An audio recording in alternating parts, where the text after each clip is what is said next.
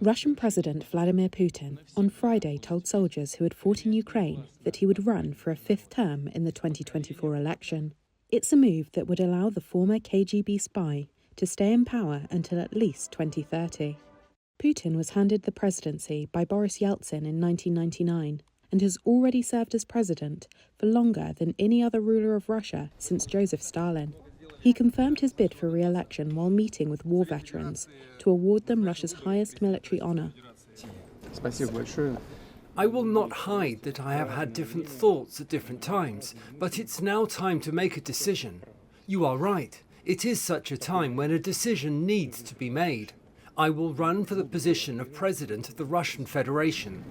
For Putin, the election, which will take place in March 2024, is a formality.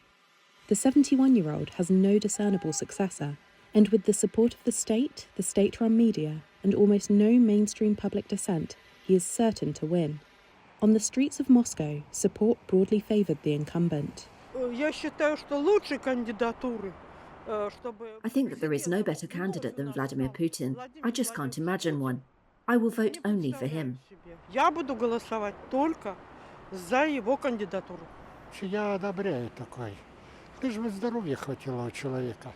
In general, I approve. Hopefully, he has got enough health for this.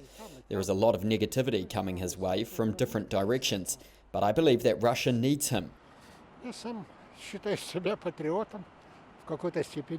I consider myself to be a patriot, a monarchist, to a certain extent, so I think it is necessary.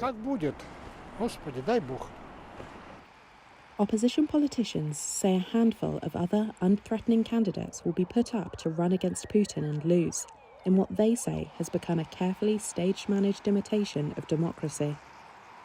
Despite the lack of competition, Putin faces the most serious set of challenges of any Kremlin leader since Mikhail Gorbachev grappled with the crumbling Soviet Union more than 3 decades ago. The war in Ukraine triggered the biggest confrontation with the West since the 1962 Cuban Missile Crisis. The West casts Putin as a war criminal and a dictator who has led Russia into an imperial-style land grab in Ukraine. Subsequent sanctions have delivered the biggest external shock to the Russian economy for decades.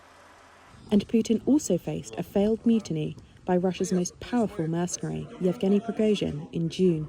Prigozhin was killed in a plane crash 2 months to the day after the mutiny.